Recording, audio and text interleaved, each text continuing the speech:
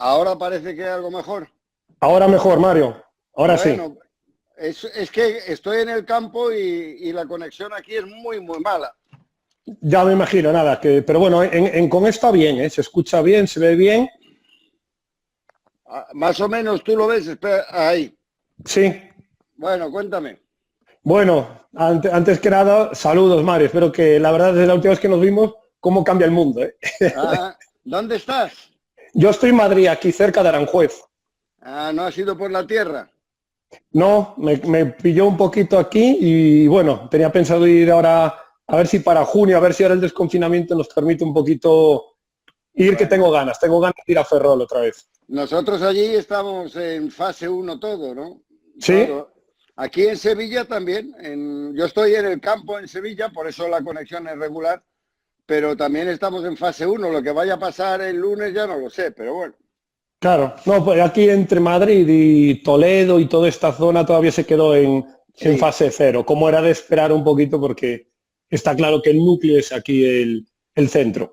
mis hijos y mis nietos se quedaron en Madrid. Yo tuve la información el día 11 de que a pesar que lo que decía el gobierno iban a declarar el estado de alarma y me vine al campo y la verdad es que he estado aquí desde el día 11 de marzo hasta ahora. Hoy, el lunes hace 2 meses seguidos en soledad y muy bien, la verdad es que muy bien. Hombre, estoy dando paseos y eso es lo mejor. Y Claro.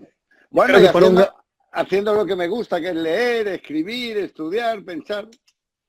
yo creo que ahí en Sevilla tú tienes una zona muy similar a Orense, a Galícia, porque al final Sí, hay para sí, poder pasear y eso sí. para un gallego siempre le... No, Yo claro, claro. estoy Y aquí que además me subo por las... a mí no me molesta nada la soledad, nada. Incluso me gusta, vamos, no tengo problema. Lo que Bueno, no pues me muy bien. gusta Sí, es ver lo que estamos viendo en este país, pero bueno, eso ya. ya, me imagino, está claro. Lo iremos viendo ahora en esto. Bueno, pues nada, antes de nada, felicitarte y agradecerte mucho bueno, que hubieras aceptado mi invitación al Instagram Live. Está claro que otras veces, todas nos hemos visto en persona, tanto en Galicia como en Madrid, pero por redes, la verdad es la primera. Y creo que me decías que es la primera también, tu primer Instagram Live. Absolutamente, yo no sabía ni que existía una cosa que se llamaba el directo y como la gente es experta me decían, ¿por qué no haces un directo? Y yo decía, ¿un directo qué lo que es? Ya, ¿Un un directo de directo qué. qué es? ¿Un directo qué es un directo? No, en Instagram hay una cosa, yo no sabía ni que había las stories, calcula tú. Ahora Ah, bueno, claro. ya me enteré y ahora de vez en cuando publico alguna Sí, tontería de esas. Sí.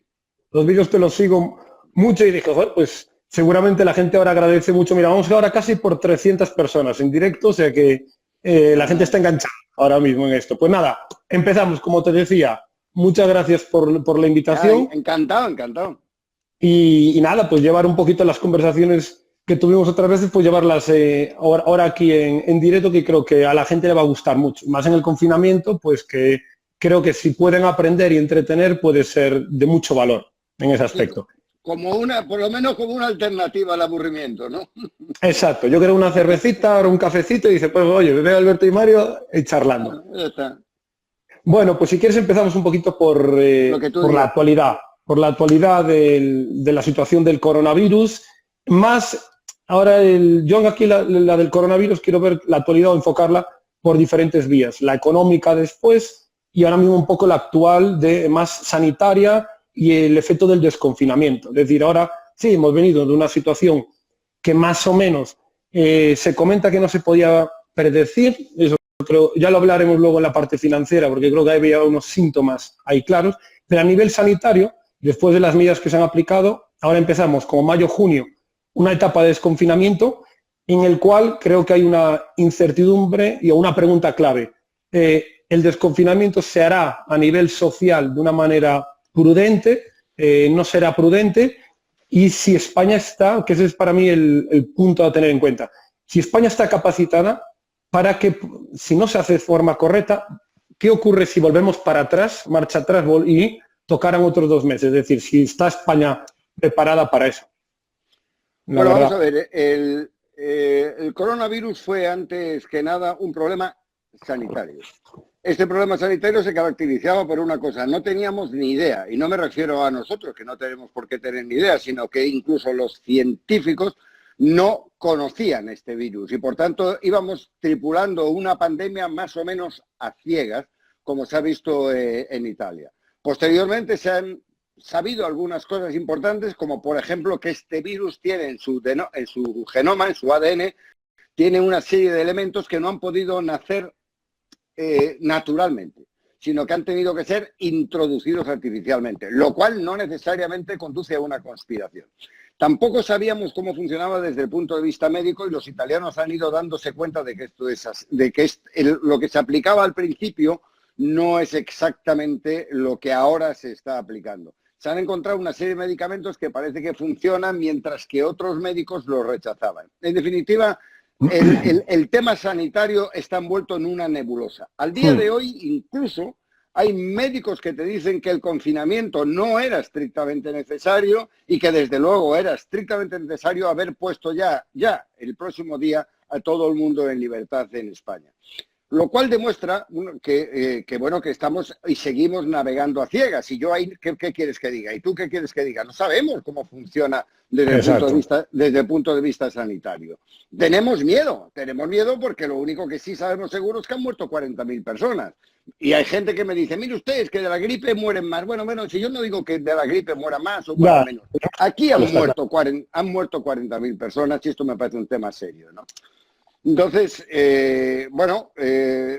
lo único que, por tanto, existe una duda científica, pero existe una certeza económica y social. Frente a la duda científica tenemos la certeza de que el país económicamente se está cayendo. Sí. Se está cayendo, y eso es lo que produce una angustia.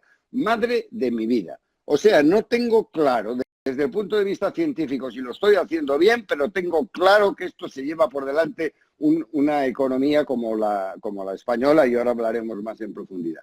Bien, aquí han dado la fase 1. La fase 1 es, aunque es un poco confuso porque cambian cada 2 por 3, un día dicen una cosa y otra. Bueno, lo cierto es que aquí nos vamos a poder mover en libertad dentro de la provincia, que van a abrir terrazas con el 50% de su capacidad, pero el camarero no puede, es decir... ya, que es un caos. Va a haber un lío. Lo que ocurre es que en el sur, son así, los alegres, pues yo creo que va a haber una invasión. Entonces, nosotros no somos suecos. A mí me produce una envidia terrible ver el comportamiento de los suecos para que no han necesitado el confinamiento, porque han respetado la distancia social, etcétera. Mientras que aquí, el primer día que dijeron de salir un poco a paseo, bueno, aquello era el barullo. Ya, se llenaron absolutamente. Entonces, a mí me da mucha pena, porque tenemos la oportunidad nosotros de demostrar si somos una sociedad cívica, educada, o seguimos siendo unos adolescentes que no hemos pasado por el roble de la experiencia. Pues me temo, tengo miedo, lo digo con toda la humildad del mundo, porque me siento muy español, tengo miedo de que en esta reapertura no estemos suficientemente a la altura. Y si es verdad lo del contagio, que vuelva a haber un contagio y eso sería, Alberto, fatal, política, social y económicamente. Yo creo que ahora pasaremos ya a la parte económica, al punto de vista, pero está claro que si ahora mismo el desconfinamiento se hace mal y los contagios volvieran a subir y si el gobierno tuviera que volver para atrás y diciendo, venga, otra vez todos para casa, ahí sí que ya la situación es muy grave. Por eso yo creo que la parte más importante es la de ahora, de aquí a julio, es decir, que la curva siga bajando y que lo que dices tú, que la gente sea muy responsable individualmente, porque aunque sea un tema colectivo, al final es cuando una sociedad es colectivamente responsable, cuando individualmente cada uno es responsable total. No puede existir una sociedad libre que no esté compuesta de hombres libres. Cuando los hombres de una sociedad se consideran súbditos, como pasa con muchos en nuestro país, la sociedad en general es una sociedad de súbditos. Si nosotros no somos responsables, la sociedad en su conjunto no será responsable. Yo te matizo, creo que la etapa más importante es esta, la fase 1, porque se concede mucha libertad. Si no sabemos usar esa libertad responsablemente, teniendo encima lo que tenemos, en la fase 2 Bueno, la fase 2 Exacto. es la bomba atómica. Es que yo creo que hay el tema, sobre todo el tema de aplicar medidas, de que no, yo creo que hay una falta de disciplina, de planificación a la hora de decir, bueno, las mascarillas, como se decía al principio, la mascarilla no es obligatoria. Bueno, es obligatoria, pero solo para el enfermo. Ahora es obligatoria, pero para los dos, porque uno puede contagiarse y no. Entonces, ahora se dice que es obligatoria, pero para el transporte público. Yo creo que al final dirá, mira, obligatorio para todos. Mira, Porque Alberto, yo a un político le puedo perdonar una cosa, y es que no entienda de virus y que no entienda de pandemia. Claro, como cualquier exacto. No le perdono que no elija bien para que le asesoren a aquellas personas que de verdad entienden. Que los que entienden de virología y de epidemiología son expertos, no son personas que hayan ocupado altos cargos en ningún sitio. Y lo que no le tengo por qué perdonar es la gestión empresarial nefasta, porque una cosa es la enfermedad y otra es la logística empresarial. Sí. Y la logística han pegado un petardón, han fracasado, seamos sinceros. Es que la logística empresarial está claro que es para decir, ¿quién puede llevar una logística empresarial buena? Quien haya gestionado una empresa.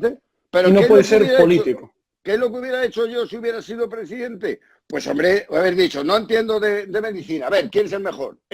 Venga, este comité, que me asesoren porque las decisiones que tengo que tomar son gravísimas para mi país. Segundo, oye, que hay que traer equipamiento, que si mascarillas, que si respiradores, que si guantes, que si no sé qué. Venga, un señor que se encargue de la logística empresarial. ¿Quién tiene experiencia en logística? Tú, ven para acá, ponte al servicio de este país y gestiónalo adecuadamente. Compra de la manera más barata, pero no tampoco te pases, porque aquí el precio es la salud. Gestiónalo para que estén a tiempo, que no lleguen tarde, porque si llegan tarde no valen para nada. En fin, una logística adecuada. Han fracasado. Y ahora vamos a un plan de reestructuración empresarial. ¿Lo van a hacer los mismos que han fracasado en logística? Ya, es que ese es el plan ahora que van a aplicar de reestructuración primero, que es inexistente. Porque vienen a decir un poco, claro, que cada autónomo ponte a abrir, y sobre todo en la hostelería, yo tengo amigos en la hostelería, y es un tema de, bueno, aplique usted unas medidas, cargue usted con los gastos, pero no le garantizo que al mes siguiente a lo mejor eso que he dicho, que ahora hay que poner, que si mampara, que si no, si el 1,5 metros, si los 2 metros, que es lo bien lo que dices, que no se puede poner una serie de normas tan estrictas para la vida social, porque no se puede cumplir absolutamente todo. La gente ya es más o menos precavida, pero ahora mismo cómo vamos a reestructurar económicamente el país, se están hablando de una serie de medidas que no existen, de simplemente, bueno, pues que la gente vaya abriendo y no como decía cierta ministra, de ahí, bueno, el que no quiera abrir, que no abra. Eso es intolerable, intolerable de todo punto, que ante el problema serio de un hotelero que dice, por favor, que yo no puedo abrir, no es obligatorio. Lo que no es obligatorio es que los políticos digan bobadas. Lo que pasa es que no es obligatorio, pero es frecuente. Eso, desgraciadamente. Vamos a ver, aquí lo que necesitamos es, primero, dinero.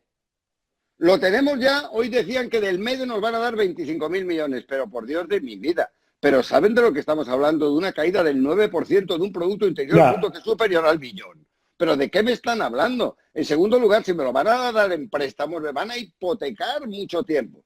Tercero, oiga, vamos a ver cómo reestructuramos el país. ¿Cuál es el sector más endeble? El turismo.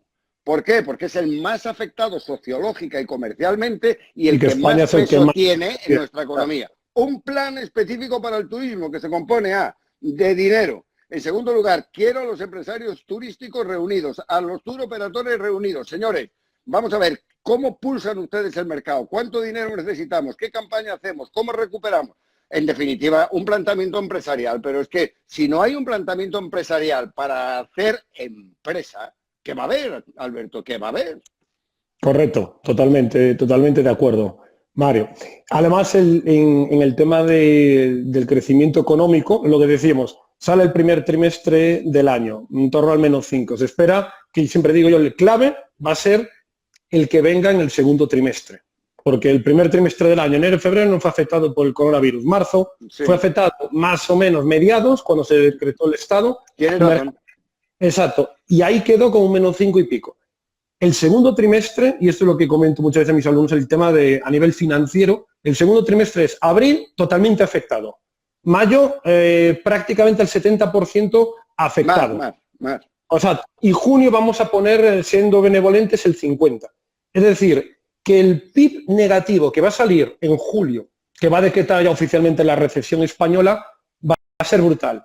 Yo lo que no logro entender es que cuando íbamos creciendo al 1,8, 1,6 sale el gobierno, en un paro en torno al 13-14, sale el gobierno ahora diciendo que con una expectativa de que se espera un PIB negativo anual del -9, -10, que es brutal, porque hay que recordar a la gente de que el 2008 estamos hablando de -4 y era una de las peores. Y ahora mismo dicen -10 y que estimen que el paro es del 19.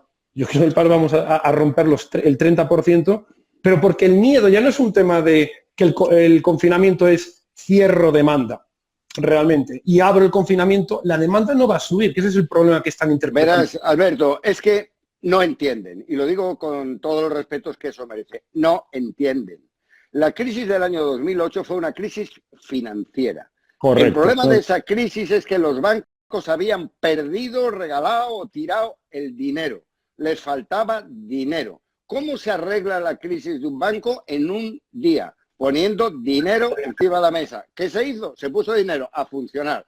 Aquí estamos ante una crisis del sistema productivo. Se han parado unas empresas que iban bien. Había ya unos temas en el horizonte, pero iban bien. ¿Y por qué se han parado? ¿Porque los empresarios lo estaban haciendo mal? No. Porque ha habido un señor presidente del gobierno que en base a un comité supuestamente científico ha dicho aquí no trabaja nadie. Muy bien. Y los empresarios se han encontrado con un parón, no un parón organizado, sino un parón de golpe y porrazo. Y ahora no hace falta dinero como para los bancos, pero hace falta otra cosa. Hace falta organización empresarial, lo que decíamos antes, empezar con la logística. Y vamos a tener un problema de producción y otro que tú has apuntado muy bien, el de demanda. Es decir, la gente va a demandar y consumir menos. ¿Por qué? Por dos razones. Una, porque tiene menos dinero. Y en segundo lugar, porque tiene susto, con tendencia al miedo. Y esto va a generar una retracción de la demanda, con lo cual estamos en una especie de tormenta perfecta. Falta de dinero, crisis de producción, crisis de demanda. Madre de Dios, que nos coja confesados. Pero antes de que nos coja confesados, cojamos a los empresarios y por segmentos y sectores que nos digan cuánto dinero necesitan, cómo se organiza y que se administre. Porque si el dinero que nos viene de la Unión Europea, que espero que nos venga, lo administran con criterios políticos, entonces, Alberto, sí que hemos terminado. Y ahí hay un tema ahí de precisamente el dinero que puede venir de Europa, que es cuando se habla, ¿no? Es que Europa está poniendo unas condiciones. Y yo lo que no tiene sentido es que un político de España, si quieres dar credibilidad a la inversión, están preparando el impuesto de transacciones económicas. Que válgame Dios, es decir, si te viene una crisis encima, no perjudiques a nivel fiscal las transacciones económicas.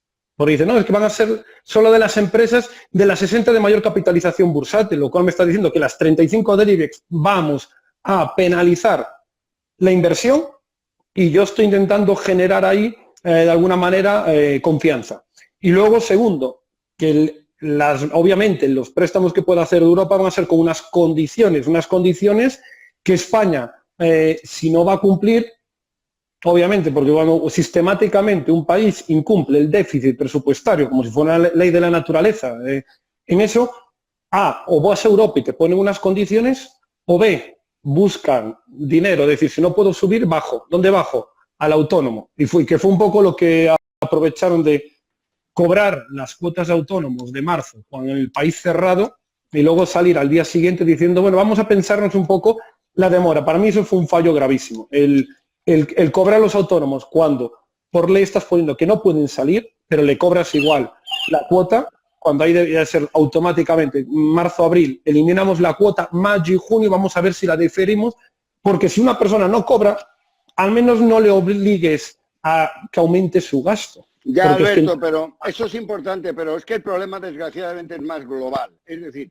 nosotros necesitamos una cantidad de dinero que para poner en marcha la economía de facturar, hemos dejado de facturar el sector productivo, el que crea riqueza, y no ha dejado de consumir el sector público, que es el que consume la riqueza que el sector privado produce. Bien, Una vez que sabemos más o menos el dinero, le decimos a Europa, por favor, démelo, pero démelo en transferencias. Y dicen los europeos, ¿pero usted qué le pasa? Hombre, que si yo me invento el dinero sin contrapartida real, estoy perjudicando a mis holandeses, a mis alemanes, a mis suecos, será el primero. Bueno, y por tanto yo no le voy a dar el dinero gratis, que es lo que pretendía el presidente del gobierno, basándose en la llamada solidaridad europea, una broma como otra cualquiera. Bueno, entonces nos lo van a dar a lo mejor una parte pequeña en transferencias, pero en general en préstamos. ¿Cuál es lo malo que tienen los préstamos? Que hay que devolverlos.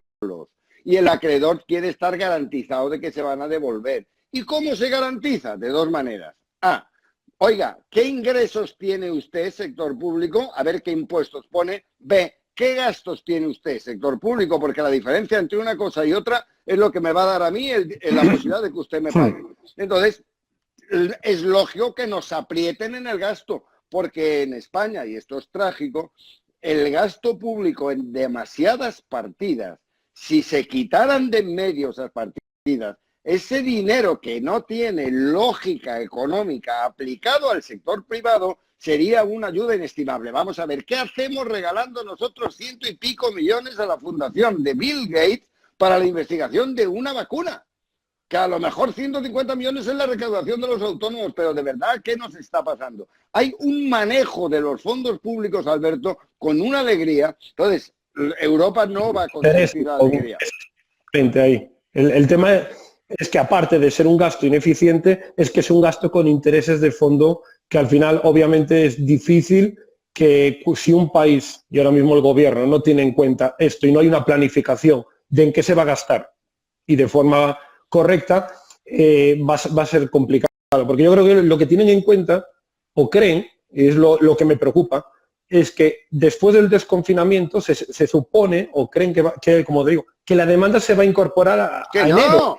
Que no. Que coña, va a tardar años, porque la situación, y más el turismo, cuando digo el turismo tiene un peso muy potente en el PIB español, y decimos... El 20%. El 20%. Y decimos, ¿qué tiene el turismo? Primero, que el miedo paraliza, es decir, nadie porque en julio abran diga, venga, me voy a reservar el primer vuelo para irme de vacaciones, me voy a mover y Benidorm va a estar lleno, ni de coña. Es decir, va a haber una paralización del miedo que se alarga mucho y luego viene de decir que mucha gente sabe o está con la idea clave de decir, ¿y qué ocurre si en octubre, noviembre, como se sospecha, viene una segunda oleada de coronavirus?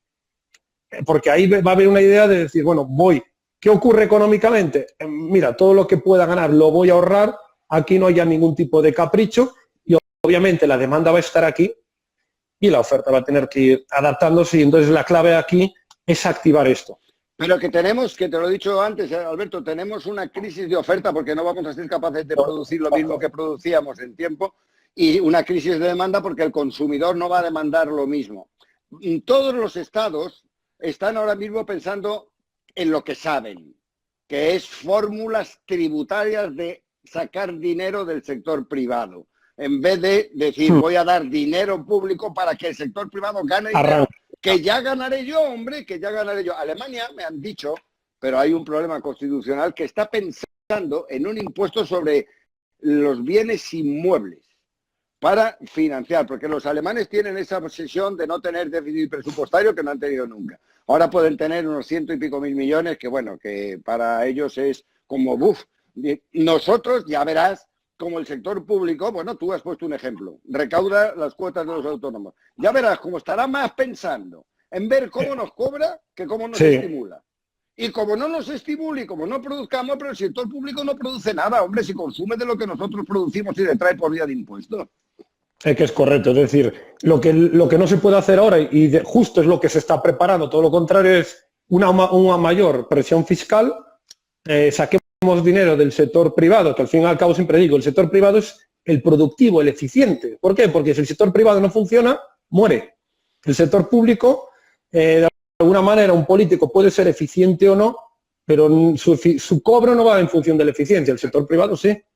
Si fuera en función del eficiente, me parece que nos ahorrábamos un montón de sueldos, pero si la sociedad española fuera madura, antes de que nos pusieran un solo impuesto más, exigiría una auditoría del sector público y decir, mire usted, a mí usted no me pone un impuesto más, sobre todo en estas condiciones, mientras toda esta cantidad de partidas que tiene usted en el presupuesto, que son absolutamente regalos, que están más motivados en criterios políticos que en criterios económicos, mientras usted no quite esto, a mí no me pone un impuesto más. Lo que pasa es que como esta sociedad está acostumbrada a callar y no tenemos instrumentos para poder frenar estas cosas, pues nos van a intentar poner impuestos antes de que podamos recuperar la creación de riqueza, si no, al tiempo. Totalmente. Y sobre todo, aparte, que esta crisis que se comenta, bueno, es lo de siempre, de todas las crisis, nunca se podía prevenir.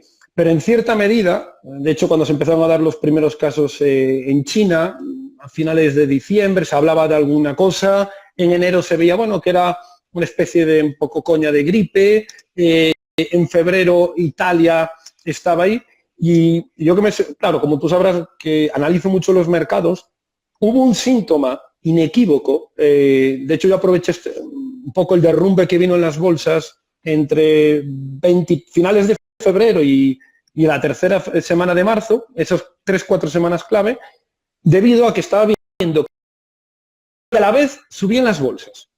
Entonces, a mí me empezaba a chocar un poco. Eso no tiene sentido. Exacto. Entonces, no tiene sentido. No tiene sentido porque va a decir, bueno, el oro actúa de activo refugio, está subiendo el oro. Y las bolsas, normalmente, oye, pues si está saliendo dinero de las bolsas, debe estar subiendo el oro. Porque al final el oro, obviamente, no lo compra un señor, meto ahí 200 euros. Es decir, meto miles de millones comprando oro como activo reserva. Bien, ¿por qué estaban subiendo las bolsas y cómo estaba subiendo el oro? ¿Y cómo se puede entender o explicar esta correlación directa cuando era indirecta? Porque la clave fundamental es que las bolsas prácticamente en los últimos meses, es decir, y además lo tengo ahí analizado, de hecho voy a subir un vídeo en internet explicando esto, estaban en un rango ligeramente lateral alcista, muy poco, que era una distribución, es decir, las manos fuertes estaban vendiendo las acciones, llevando el dinero al oro, pero claro, una distribución de 3 meses, de tal manera que el oro subía, la bolsa le iban subiendo ligeramente, ¿para qué?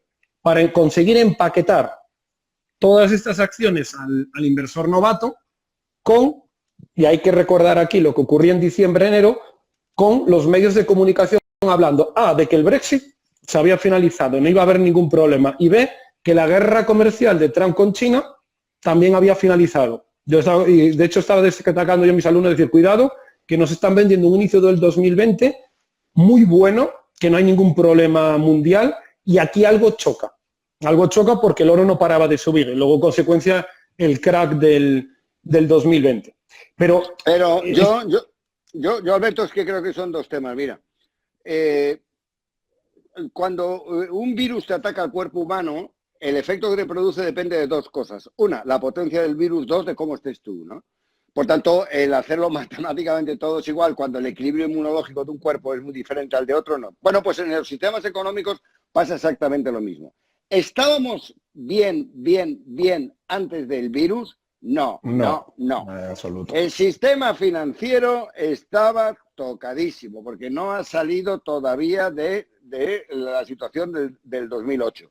Porque las amenazas de las tecnológicas están dejando sin sitio a la concepción bancaria tradicional. Porque con la locura de las deslocalizaciones se estaba debilitando la industria europea y ahora nos hemos dado cuenta de que hay una serie de bienes elementales que dependen de China y dependen de otros países que nos hemos ido a fabricar allí simplemente porque el coste era más barato. Lo cual, como ya lo hemos comentado tú y yo, es una trampa mortal. Es que China es más eficiente que usted y un jamón. China produce más barato porque no tiene los costes salariales y los costes sociales que usted me obliga. Luego usted me está haciendo una trampa en el solitario. Primero me obliga a unos costes salariales y unos costes sociales. Yo tengo que barajarme con ellos, navegar con ellos, y luego me dice que los chinos son más eficientes y le compra usted a China y me deja a mí colgado. O sea, no estaba bien la situación. Correcto. No estaba bien. Y entonces, como no estaba bien, ya se aventuraban en el horizonte problemas. Lo que pasa es que una cosa es no estar bien y otra es hundirse de golpe. ¿Y ahora por qué han subido? Tú que eres experto en eso. ¿Por qué se ha producido este repuntillo de la bolsa? Mira, ahí además vino la caída hasta el 20 de marzo y del 20 de marzo hasta mediados de abril vino además un rebote de un 20%, que fue el rebote más rápido en 3 días en bolsa de los últimos 90 años. La clave fue que el vencimiento de derivados, de opciones y futuros para instrumentos, para el que nos estén escuchando, es decir, para de alguna manera poder beneficiarme de la posición bajista en bolsa, expiraba 20 de marzo 2020, la hora bruja, o hora meiga, como se diría en Galicia, hora meiga. Entonces, y a partir de ahí se cierran los cortos profesionalmente, hay una sobreventa extrema en los mercados y se produce un rebote, que es un rebote que, cuidado, aquí siempre digo, ahora vamos a ir probablemente a una nueva caída, porque suele haber, cuando hay una caída potente de más del 10%, y en este caso fue de un 30%, suele haber un rebote aproximadamente un 50% de la bolsa y se suele producir un W. Entonces, ahora, este posible movimiento de mayo-junio puedan alegar los medios de comunicación, es decir, una vuelta atrás y pueden alegarse, es decir, los mercados pueden volver a caer ahora un 10%. Sí. ¿Qué se va a alegar a nivel de medios de por qué caen los mercados? Porque van a decir, bueno, vamos a descontar que el PIB del segundo trimestre del año va a ser muy malo, peor que el del primer trimestre del año. Ese es un poquito, y la clave fue tercera semana de marzo, que es justo el vencimiento donde los fondos de inversión pueden cerrar las operaciones cortas y posicionarse a la tercera semana de junio. Y de todas formas, Alberto, hay un amigo mío que con mucha razón dice que en la vida la humildad se demuestra muchísimo jugando al golf y acertando en bolsa. Porque hay unas cosas que son incomprensibles para mucha gente. ¿Cómo? Cuando una situación económica no va bien, y se ve que no va bien, sin embargo, las acciones o la bolsa puede subir. Y al contrario. Eso, vamos, tú sabes que yo en bolsa entiendo lo justo tirando a casi nada. Pero tú que entiendes no lo justo, sino que entiendes una barbaridad, sabes que el mercado siempre va por delante. Pero yo lo que te quería decir es que el virus, el mercado no podía descontar el virus, porque si el mercado descontara el virus es que lo sabía.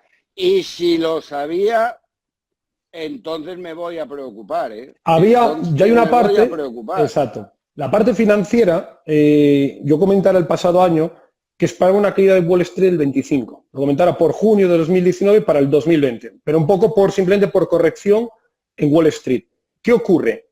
Que cuando el coronavirus empezó y empezaron a salir noticias más tirando a enero, yo ahí me empezaba a posicionar bajista por lo que te comentaba. Veía el oro subir y no tenía mucho sentido y yo veía la bolsa un poquito, una volatilidad muy baja. Cuando la volatilidad está muy baja, estamos como a 1 o 2 meses de un castañazo o un susto. Al menos, dejémoslo ahí, un susto, que puede ser un 7%, no un 30%.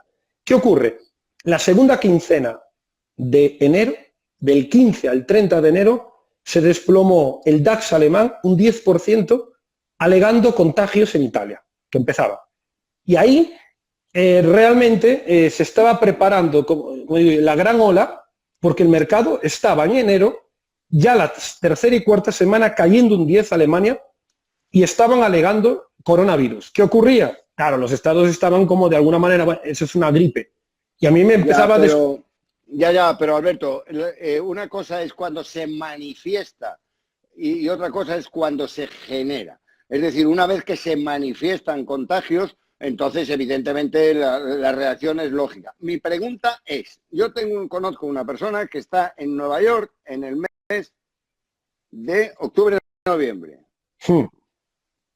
Hace unos días se ha hecho el análisis para ver si ha tenido coronavirus, lo ha cogido en Nueva York y ahora es inmune. La pregunta es, noviembre. Si alguien en noviembre sabía que esto iba a ocurrir, estamos ante un problema tremendamente serio. Una negligencia absoluta. Serio. O yo qué sé. O 2 elementos estructurales del genoma del virus son artificiales, podemos empezar a lucubrar. Yo no quiero lucubrar, porque si lucubro entonces yo no consigo gran cosa. En estos momentos, como la gente que se está centrando en si había un informe del gobierno, de la Secretaría de Salud, que el gobierno sabía y a pesar de eso no hizo nada y autorizó la manifestación. Vamos a hacer una cosita, si os parece. Cada cosa a su tiempo. Ahora lo que toca es salvar a la economía y poner el país en marcha, porque si no lo hacemos, desde luego no vamos a poder exigir responsabilidades a nadie. Cuando tengamos esto resuelto, ya vendrá. Vamos a centrarnos ahora en lo importante y ya dejaremos lo otro para más adelante. ¿Se sabía que venía el virus?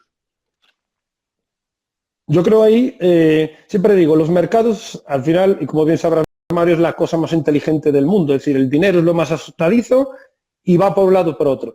Y yo cuando vi que, ya como digo, los últimos 4 meses el oro subiendo y las bolsas un lateral raro, que no me cuadraba porque había descorrelaciones, que una descorrelación puede ser de un día, de 2, pero no de 3 meses.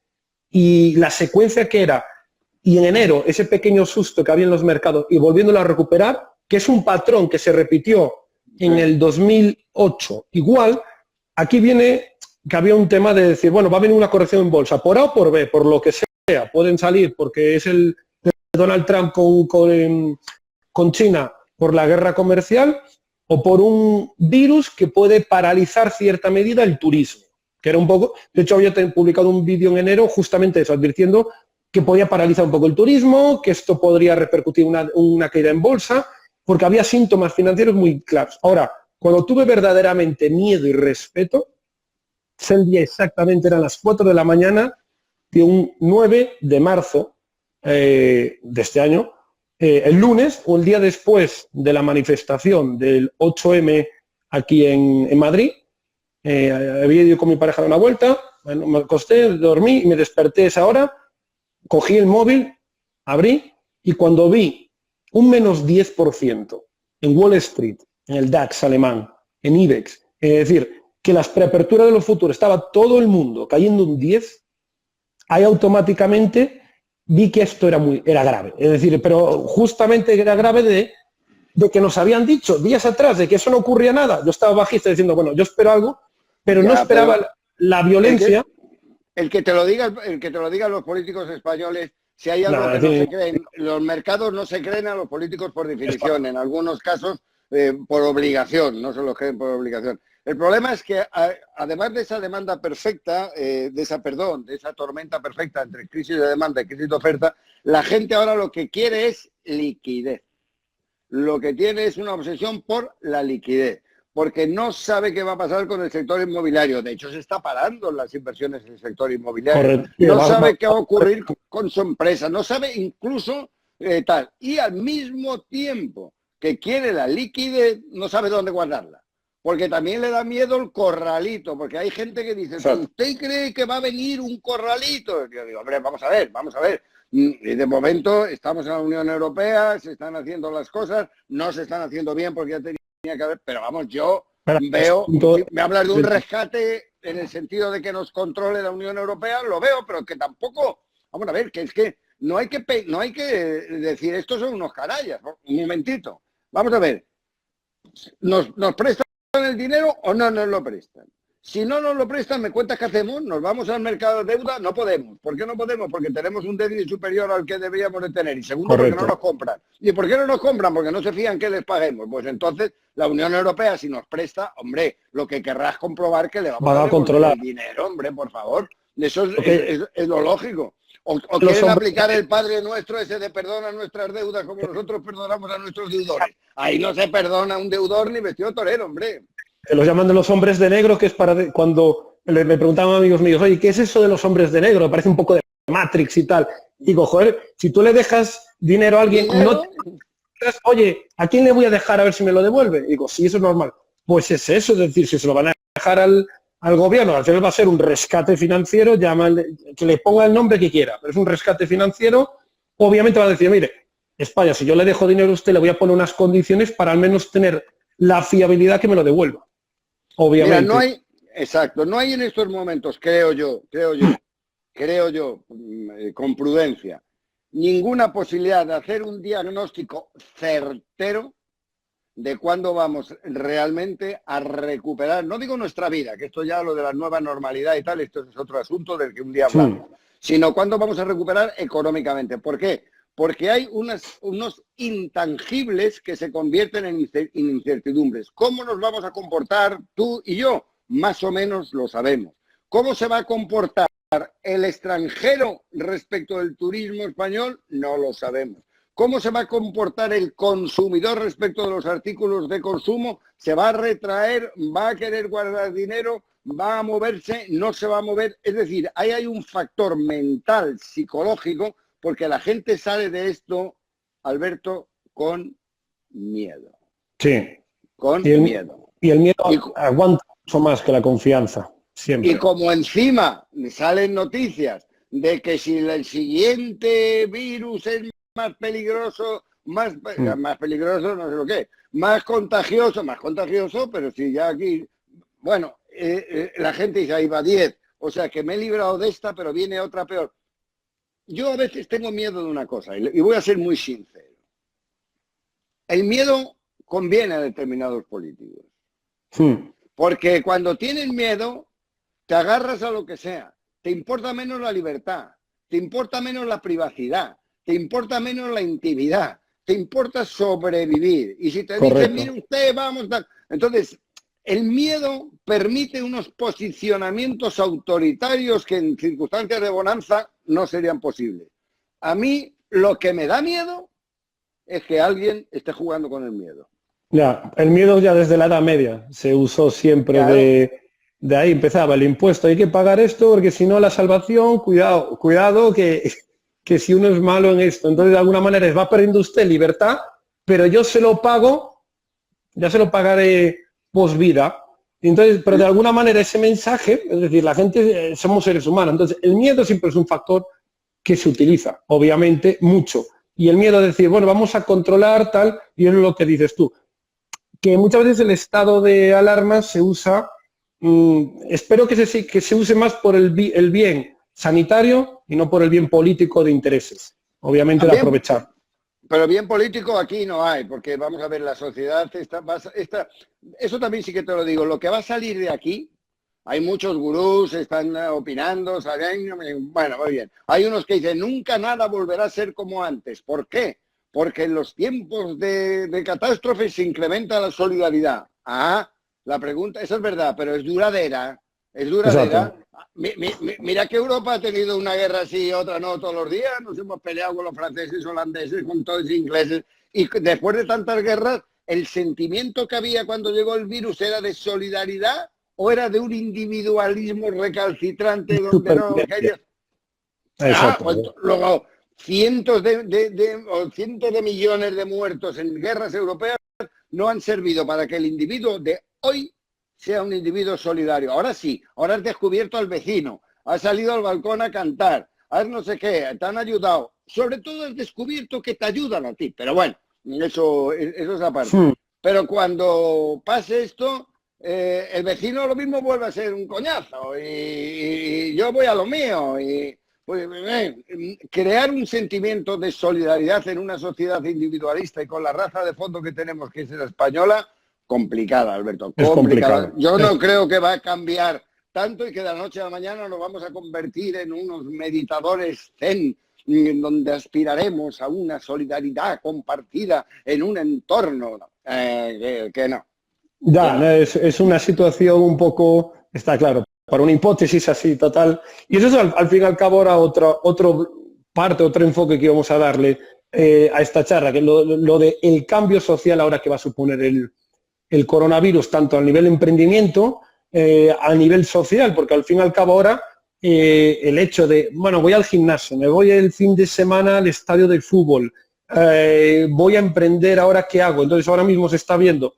Y a esto lo digo ya ahora, pues para la gente que lo está viendo, de decir, oye, que una crisis, siempre digo, es un cambio en social, económico, y el que lo sepa ver bien puede potenciarse. Aquí puede salir como reforzado en todo ello.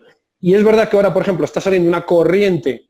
Yo había destacado hace 4 años en La Sexta Noche la corriente de decir, la gente de mi edad tiene que emprender y emprender de forma online. Es decir, que hay un mundo que el emprendimiento no se queda en la calle que vivo, el negocio y el que no me entre, no tengo otra forma de ganarme un cliente. Es decir, ¿cuál es el cliente? El mundo entero, absolutamente. Entonces, ahora mismo es verdad, y este es el ejemplo, es decir, este comunicarse más online, negocios, pues las clases de yoga, las clases de meditación, los gimnasios que antes tenían pues el papel propio de dar la clase de spinning o de aeróbic, por ejemplo, en una sala ahora la están dando online. Entonces, es probable que ahora estos cambios sociales también den grandes oportunidades de emprender, que muchas veces yo escucho la tele y, joder, parece que deprimen a uno, coño, que todo es malo.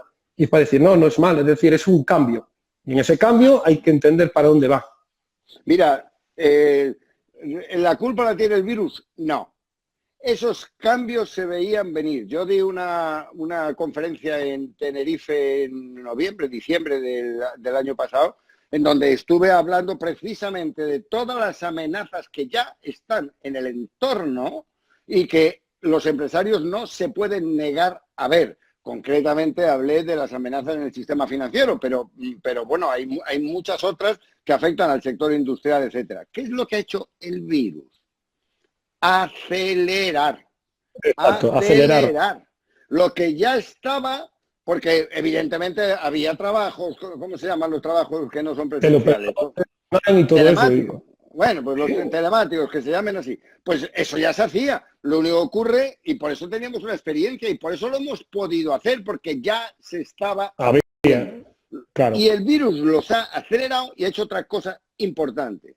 Y es que se van a quedar con nosotros. Es decir, el teletrabajo se va a quedar al menos en una proporción muy superior a la que antes estaba. Nosotros en la fábrica en Torrejón, pues está claro que las personas que tienen que estar allí son las que asisten a la fábrica cuya presencia física es indispensable. Las que no pueden trabajar de casa. ¿Qué pasa si trabajan en casa? Que ya no ocupan espacio de oficina. ¿Qué ocurre si no ocupan espacio de oficina? Que habrá sobrantes de oficinas. ¿Qué ocurre si hay sobrantes de oficinas? Que bajarán los precios de las oficinas. O sea, todo eso es cadena. Un cambio que otros van a apreciar, está claro. Segundo, ¿qué le ocurre a un individuo que está todo el tiempo trabajando en casa? ¡Ah, qué bien! Yo puedo hacer mi trabajo a la hora que quiera, porque así, tal cual, sí. Pero hay un factor elemental que es psicológico. La separación trabajo-hogar. Si tú fundes trabajo-hogar, psicológicamente puedes acabar con un trastorno, porque dices, ahí va, ¿qué hago? ¿Todo el día trabajando tal y cual? Entonces, esa llegada a tu casa, que como refugio, etc. Es decir, necesitaremos también ver el aspecto psicológico de este cambio, que no es ninguna bobería. Totalmente. Yo en mi caso, además me decía, bueno, Alberto, ¿cómo te afectó? Yo como trabajo desde casa, como sabrás, pues no me afectó realmente nada, pero sí que es verdad que el que está acostumbrado a ir a un sitio ahora cambia radicalmente, y es lo que dices tú, el saber separar la vida laboral de la vida personal, porque es como decir, cuando uno va a una oficina entiende que es laboral, salgo de la oficina, personal, pero cuando se fusiona laboral, personal, psicológicamente puede haber estrés que se paga en la familia o entorpecimiento de esto. De hecho, mi chica Marwa pues da estas sesiones online, por ejemplo, de meditación y justamente de esto, es decir, del estrés, de alguna manera depresión que puede tener mucha gente, la ansiedad que genera, el no saber, precisamente eso que acabas de comentar, de fusionar y saber decir, oye, yo ahora tengo que ser una especie de freelance online, pero tengo que saber separar las cosas porque puede ser una adicción al trabajo o, no, o de alguna manera entorpecer o llevarse el problema del trabajo al personal y estando en el mismo...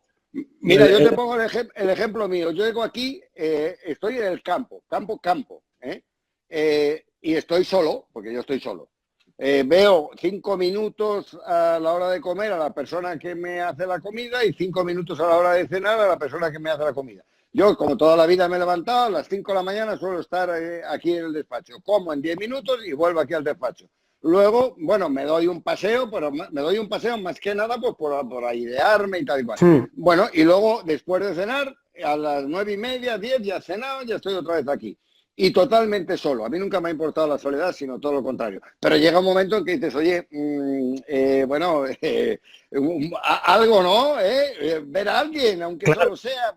Porque si no, al final veo nada más que caras en la televisión, encima no la veo, porque no me gusta ver la tele, sino que veo nada más que el ordenador. Entonces, yo, porque tengo una experiencia de confinamiento, que para qué, porque como me han confinado tantas veces ya tengo un know-how de confinamiento. Yo puedo hacer un coaching de confinamiento mental, físico y lo que tú quieras, ¿no? Y psicológico, que es clave.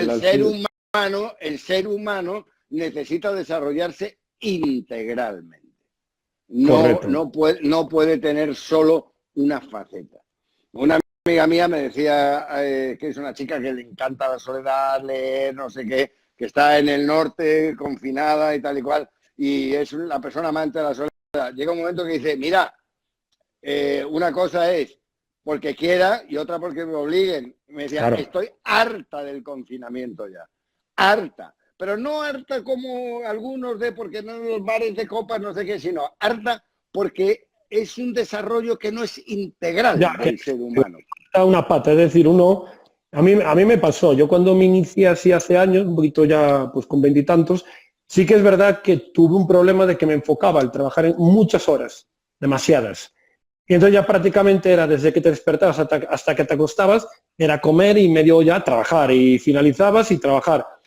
Y claro, sin menos la horita del gimnasio, pero prácticamente eran como 12 horas íntegras. Entonces dice, a ver, es lo que dice, hay que combinar, Alberto, tienes, date una vuelta. Entonces ahora lo que hice, ¿qué hice? Me pillé una moto y me doy las vueltas por las playas gallegas. Entonces, para mí es... Yo lo tuve que hacer en la oposición. Cuando hice la oposición de abogado del Estado me levantaba a las 4 y estudiaba hasta las 12 de la noche. Pero claro, fue también un cálculo racional. Dije, ¿cuántas horas estudia la gente normalmente? Pues estudia unas 6, 8 horas al día. Muy bien. ¿Y cuánto tarda en sacarla? Pues unos 4 años. Dije, bueno, pues yo voy a estudiar 12 y le voy a sacar en menos. Y ya está, porque un año y medio, que es lo que yo tardé, un año y pico en sacar la oposición de abogado del Estado, en ese ritmo se aguanta. Pero 5, salgo yo dando brincos, vamos. Bueno, pero aparte de ahí, tú porque tienes una mente también muy privilegiada, aparte de la dedicación de horas, que eso es indudable que nadie te lo puede discutir, obviamente. Pero es verdad que... No solo las horas. Fíjate, no hablamos de mí, pero bueno, una cosa. A mí no me importaba estudiar, me encantaba. Me gustaba percibir en mi interior que estaba adquiriendo conocimiento. Por eso me ponía a estudiar con ansia, me encantaba estudiar y me sigue gustando hoy. Es que ese es un tema. Yo creo que mucha gente, y sobre todo la gente joven de ahora, la mayoría no sabe lo que le apasiona. Y que cuesta al principio saber, oye, me voy descubriendo de alguna manera. Pero uno tiene que encontrar siempre, y es una clave que digo, ¿qué es lo que te apasiona? Es decir, ¿qué es aquello que harías sin que te pagaran? Es decir, si te pongo en la cuenta bancaria todo el dinero, olvídate del dinero. ¿Qué harías? Tal, entonces siempre la gente dice, pues me dedicaría a esto, vale, pues si te dedicarías a esto, si el dinero no fuera un problema, dedícate a eso. Ya buscarás la manera de monetizar ese talento. Y a mí me pasaba un poco en los mercados. Me decía la gente, ¿a ti te gusta la bolsa? Y digo, joder, me gustaba la bolsa, perdiendo dinero no me va a gustar cuando le pico que digo, joder, perdiendo dinero me salía cara, cuando ganas, hostia, pues te gusta más, obviamente. Pero esa es un poquito la parte. Y bueno, Mar, obviamente en este directo quiero hablar ahora de anécdotas personales. Ya para cerrar así... Pero que nos queda muy poco, ¿no? Venga, dime. Obviamente, la gente que está ahí, unos minutitos de decir que todo el mundo obviamente te conoce, pero hay preguntas así. Me gustaría coger de aprendizaje de tu experiencia en todo, tanto en la etapa de Banesto, en la etapa previa a Banesto, en la etapa conflictiva de prisión, en la posterior. Es decir, si ahora te dijeran, volvemos 40 años atrás, ¿qué volverías a hacer y qué no volverías a hacer si volvieras 40 años atrás? Yo creo que esa es una cosa que a mí me gustaría saber, como consejo. Mira, yo estoy aquí y estoy hablando contigo y estoy entero y estoy bien porque nunca he renunciado a ser yo mismo, porque nunca he puesto en alquiler mi dignidad, ¿no? He tenido que atravesar por mares, me han hecho ofrecimientos y tal cual, pero nunca he arrendado mi dignidad. Siempre he sido yo y siempre he decidido que yo era yo, unas veces trabajando de presidente del banco, otras en la industria farmacéutica, otras en el departamento de ingresos de una cárcel, pero yo tenía que ser yo, mis convicciones, mis ideas y mantenerlas a rajatabla. ¿Hay cosas que no haría? Claro. Yo me he equivocado, Alberto. Yo me he equivocado sobre todo en el hombre. Yo he confiado en seres humanos y tenía un concepto muy idílico del ser humano y a mí me han fallado personas a las que quise y ayudé entrañablemente, ¿no? Y me han fallado a lo largo de la historia. Con lo cual yo podía haber salido de toda esta experiencia con un concepto tremendamente negativo del ser humano. El ser humano es una catástrofe, es una basura y tal.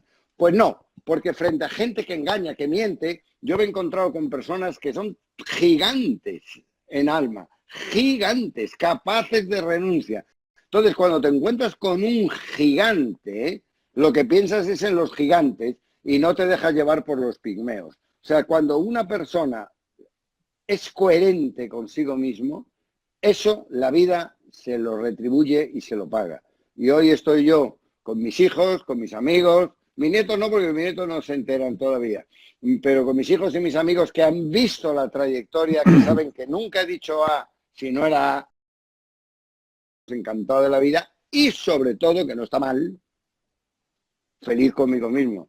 Que como pareja yo me llevo bastante bien conmigo mismo. Pues eso es muy, muy importante. La verdad que yo creo que la gente que nos está viendo lo va a coger como consejo. Y es algo importante. Yo creo que con la vida puede haber dificultades, pero si uno es fiel a sus principios, está claro que es una roca. Una roca de decir, pueden golpear, pero si uno es fiel es lo único que lo va a mantener en ese aspecto. Y nada más. Cada vez que tengas que renunciar a... y pico segundos.